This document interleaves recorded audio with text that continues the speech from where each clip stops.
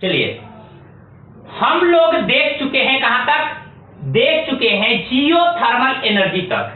Geothermal energy में हम लोगों ने ये देखा था कि जियोथर्मल एनर्जी अपने आप कैसे निर्मित होता है, उसका उपयोग किया जा सकता है। लेकिन हम अपने तरीके से अगर जियोथर्मल एनर्जी उत्पन्न करते हैं तो वो प्रकृति के साथ छेड़छाड़ होगी, और प्रकृति के साथ अगर कोई छेड़छाड़ करते हैं तो उसका परिणाम भी भुगतना होगा, जैसे आप अभी भुगत रहे हैं। ठीक है, तो प्रकृति के साथ छेड़छाड़ सही नहीं है। चलिए, आप यहां तक देख लिए थे कि लगभग 100 किलोमीटर से 200 किलोमीटर गहराई में एक चैनल बन रहा था।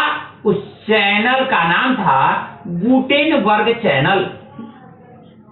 Gutenberg channel. ये चैनल क्यों बन रहा था भाई? ये चैनल इसलिए बन रहा था क्योंकि ऊपर का जो प्लेट है ना, वो इस मैग्मा के ऊपर तैर रहा है। तैरने के चलते जैसे ये मैग्मा के ऊपर तैरता है तो मैग्मा दोनों साइड लगेंगे, कुछ हद तक लगेंगे ना। मैग्मा पीछे का जो मैग्मा है फिर उसको कवर करते जाएगा, जैसे जल में जलीय सतह पर होता है। अब देखिए, ये स्थिति, ये चैनल जो निर्मित हो रहा है, लगभग 100 किलोमीटर की मोटाई वाले इस प्लेट के तैरने के चलते लगभग 100 किलोमीटर, 100 से 150 किलोमीटर का एक चैनल तैयार हो रहा है, जिसको हम गुटेनबर्ग चैनल के नाम से जानते हैं। अब आइए, इसके नीचे हम प्रवेश किए हैं, किसमें? मेंटल वाले हिस्से में प्रवेश किए हैं हम। अब देखिए, मेंटल का जो ऊपरी हिस्सा है, यानी ऊपरी मेंटल, जो 700 किलोमीटर गहराई तक है, हम 200 किलोमीटर तक देख लिए। अब देखिए, 700 किलोमीटर तक के जो गहराई तक है, इसमें क्या क्या है, क्या क्या स्थितियां हैं, इसको देखिए। अब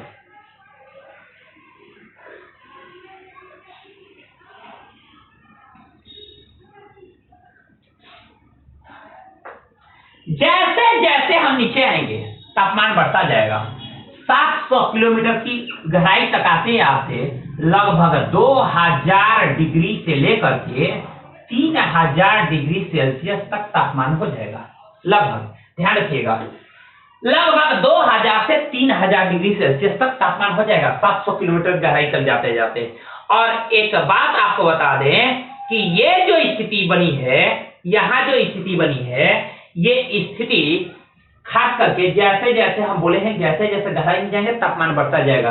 केंद्र पर जाने के बाद तापमान बहुत ज्यादा हो जाता है। अब देखिए, ऊपरी मेंटल के बाद, ऊपरी मेंटल में ऊपरी हिस्सा पे क्या बन रहा है? गुटेनबर्ग चैनल बन रहा है। अब देखिए, अब आ गए निचले मेंटल में। जो निचला मेंटल है, जो 700 से 2900 किलोमीटर की गहराई में है। निचला मेंटल कितना है? 700 किलोमीटर से 2900 किलोमीटर गहराई। इसमें दो जगह ऐसी स्थितियां उत्पन्न होती है, 700 से 2900 किलोमीटर, इसमें दो जगह ऐसी स्थितियां उत्पन्न होती है जिसमें घनत्व में बहुत काफी अंतर आ जाते हैं। ध्यान रखिएगा, एक बात हमने छोड़ दिया, थोड़ा सा ध्यान दे दीजिए। ये 100 किलोमीटर की जो गहराई है ना, 100 किलोमीटर की गहराई पर जो मैग्मा पाया जा रहा है, इस मैग्मा की उपस्थिति के चलते इसको कहा जाता है दुर्बलता मंडल।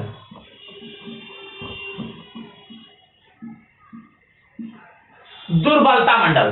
तो दुर्बलता मंडल कब कहां पाया जाता है? 100 किलोमीटर की गहराई पर, जिसको स्टेनोस्फेयर कहा जाता है। क्या कहा जाता है?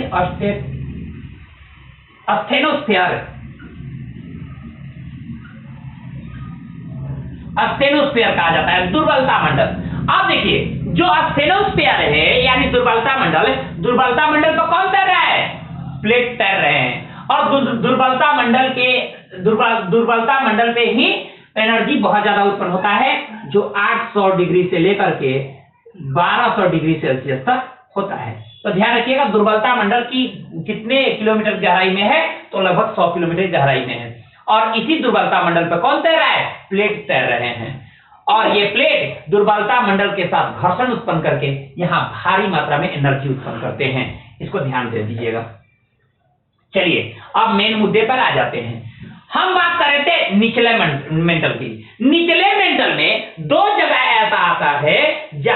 अंतर पाए जाते हैं और ये अंतर खास करके 1000 किलोमीटर और 2750 किलोमीटर की गहराई पर आते हैं। लेकिन बहुत ज्यादा इसके बारे में यहां से प्रश्न नहीं पूछा जाता। अब देखिए, ये आपका मेंटल और कोर को ये डिवाइड कर रहा है, यानी 2900 किलोमीटर के बाद क्या शुरू हो जाता है, यहाँ कोर शुरू हो जाता है।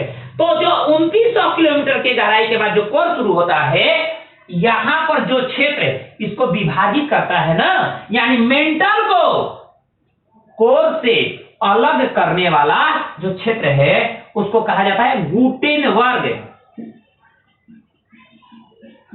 असंबद्धता या असतत क्षेत्र है। इसको गुटेनबर्ग कंटिन्यूटी कहा जाता है। अब एक बात, अगर गुटेनबर्ग चैनल आए तो कहां 100 से 200 किलोमीटर गहराई पे, और गुटेनबर्ग असंबद्धता ये कहां आता है, तो आपको कोर को किससे अलग कर रहा है, मेंटल से अलग कर रहा है। मेंटल और कोर एक दूसरे से अलग हो रहे हैं, कहां पर, 2900 किलोमीटर की गहराई पर। तो इस बात को आप ध्यान रखिएगा, इस बात को दिमाग में बैठा लीजिए कि जो गुटेनबर्ग है असंबद्धता क्षेत्र है तो 2900 किलोमीटर गहराई पर है, जो कोर को मेंटल से अलग कर रहा है, ये ध्यान रखिएगा। अब चैनल आए तो 100 से 200 किलोमीटर पर, क्योंकि गुटेनबर्ग ने ही इन दोनों को खोजा था, तो गुटेनबर्ग के नाम पे ही इसको दे दिया गया, इसको दिया गया गुटेनबर्ग चैनल और इसको दिया गया गुटेनबर्ग असंबद्धता क्षेत्र या असापेक्ष क्षेत्र या गुटेनबर्ग डिसकंटिन्यूटी जोन, ये इसको कहा जाता है। ये बात आप ध्यान रखिएगा। अब देखिए, यहां पर स्थिति क्या है कि इसके बीच में आपको सिलिका और मैग्नीशियम पाया जाता है। तो सिलिका और मैग्नीशियम के चलते इसको क्या कहा जाता है, सीमा। क्या कहा जाता है, सीमा कहा जाता है। ध्यान रखिएगा, मेंटल को सीमा भी कहा जाता है, यानी सिलिका और मैग्नीशियम की उपस्थिति ज्यादा होती है। लेकिन 2900 किलोमीटर पे यहां आइएगा तो आयरन की मात्रा ज्यादा है, यहां आयरन की मात्रा ज्यादा है। आयरन की मात्रा ज्यादा होने के चलते यहां पर आपको बता दें इलेक्ट्रोमैग्नेटिक एनर्जी यहां उत्पन्न होता है। कहां, 2900 किलोमीटर गहराई पर आयरन की उपस्थिति के चलते यहां इलेक्ट्रोमैग्नेटिक एनर्जी उत्पन्न होता है। और आपको बता दें ये पोल को निर्धारित करने में महत्वपूर्ण भूमिका निभाता है। हम जब आगे बात करेंगे इसका प्रभाव हमारे वायुमंडल तक में पड़ता है। तो ध्यान रखिएगा, ये जो स्थिति है आयरन की उपस्थिति के चलते यहां पर इलेक्ट्रोमैग्नेटिक एनर्जी उत्पन्न होता है। और इस बात को आप ध्यान रखिएगा, कितना किलोमीटर पर, 2900 किलोमीटर के गहराई पर। अब देखिए, उसके बाद यहां से शुरू होता है क्या, यहां से शुरू होता है कोर। कोर 2900 से लेकर 6378 किलोमीटर तक जाता है। 6378 किलोमीटर तक कोर जाता है। अब एक बात और ध्यान रखिए कि ये 6371 किलोमीटर तक कोर जाता है, तो यहां आने के बाद लगभग 5100 किलोमीटर पर आने के बाद इसके घनत्व में बहुत काफी अंतर आ जाते हैं। इसी को लेमैन ने इसको डिसाइड किया था, इसलिए इसको लेमैन असंबद्धता क्षेत्र कहा जाता है। लेमैन असंबद्धता क्षेत्र कहा जाता है। लेमैन असंबद्धता कहा जाता है। कहां, जो आंतरिक कोर को बाह्य कोर से जो अलग करता है क्षेत्र, उसको लेमैन असंबद्धता क्षेत्र कहा जाता है या असापेक्ष क्षेत्र कहा जाता है। इसको ध्यान रखिएगा। ये कितना 100 किलोमीटर, 5100 किलोमीटर। अब उसके बाद ये है, तो ये आपको यहां पर ध्यान रखिएगा, यहां तापमान से ज्यादा इफेक्ट दाब का हो जाता है, इसीलिए इसका घनत्व बहुत अधिक हो जाता है। ये कोर, आंतरिक जो कोर है वहां ताप से ज्यादा दाब का प्रभाव ज्यादा पड़ता है, इसलिए इसका घनत्व स्टील के घनत्व से भी बहुत ज्यादा हो जाता है, बहुत ज्यादा कठोर। यानी इतना तापमान होने के बावजूद भी ये क्या है, स्टील के घनत्व से भी ज्यादा घनत्व वाला ये क्षेत्र है। और आपको पता है कि इस आपके जो कोर वाला हिस्सा है, इस कोर को क्या कहते हैं, बैरोस्फीयर कहा जाता है। इसको पायरोस्फीयर, इसको बैरोस्फीयर।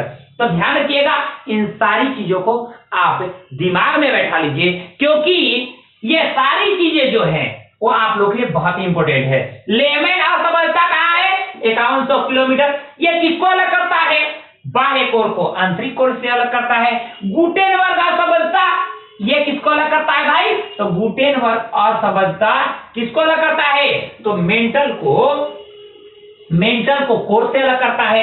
यानी जो निचला मेंटल है ना, निचला मेंटल और जो बाह्य कोर है उसको अलग करता है गुटेनबर्ग असफलता। गुटेनबर्ग चैनल ये कहाँ है? तो गुटेनबर्ग चैनल कहाँ है? 100 से 200 किलोमीटर। इस गुटेनबर्ग चैनल ये क्या है? दुर्बलता मंडल का क्षेत्र है। इस पर कौन तैर रहा है? प्लेट तैर रहे हैं। और प्लेट तैर करके क्या उत्पन्न कर रहे हैं? तो घर्षण उत्पन्न कर रहे हैं और उसी घर्षण के चलते यहाँ एनर्जी उत्पन्न हो रही है। इस बात को आप दिमाग में बैठा लीजिए। ये एनर्जी कहाँ जाता है? ऊपर की ओर बढ़ता है। ऊपर की ओर बढ़ेगा, कहीं जल मिल गया तो उसको वाष्प के रूप में बदल देगा और वहां पर जियोथर्मल एनर्जी उत्पन्न कर देगा। और वही जियोथर्मल एनर्जी हम लोग उपयोग में ले लेते हैं, जिसको भूतापीय ऊर्जा कहते हैं। अब एक बात और हमने बताया कि हम लोग अपने तरीके से भी भूतापीय ऊर्जा उत्पन्न कर सकते हैं। इसके लिए कई सारे प्रयोग भी कर रहे हैं। इसके प्रयोग के लिए ही आर्कटिक के कोला क्षेत्र में हम लोगों ने बोरिंग किया हुआ है। 12 किलोमीटर की गहराई में बोरिंग किया हुआ है ताकि हम लोग सीरीज से पानी डालें और वहां पे जियोथर्मल एनर्जी उत्पन्न करें। लेकिन इसका दुष्प्रभाव भी पड़ सकता है। और दुष्प्रभाव क्या पड़ेगा? मैंने ये बताया है कि जब पानी डालेंगे तो जिन चट्टानों से गर्मी उसको भाप के रूप में बदलेगी, वो चट्टानें ठंडी होने लगेगी और ठंडा होने से फिर वो चट्टान सिकुड़ने लगेंगे। चट्टानों के सिकुड़ने से कुछ जगह, कुछ स्पेस खाली पड़ जाएगा। ऊपर का हिस्सा खिसक करके उस जगह को भरने का प्रयास करेगा, जिसके चलते ऊपरी हिस्सा जब नीचे खिसकेगा तो कई सारे घटनाएं घट सकती हैं, कई सारी आपदाएं शुरू हो सकती हैं। इसको ध्यान रखिएगा। फिर हमने ये बात किया था कि मोह असफलता क्या है? तो मोह असफलता क्या है? तो क्रस्ट को मेंटल से अलग करता है मोह असफलता। उसके बाद ऊपरी क्रस्ट को निचले क्रस्ट से जो अलग करता है उसको हम कहते हैं, क्या कहते हैं जी? उसको कहते हैं आपको कॉनरॉड डिसकंटिन्यूटी जोन कहा जाता है। तो इन सारी चीजों को आप एक एक करके दिमाग में बैठा लीजिए।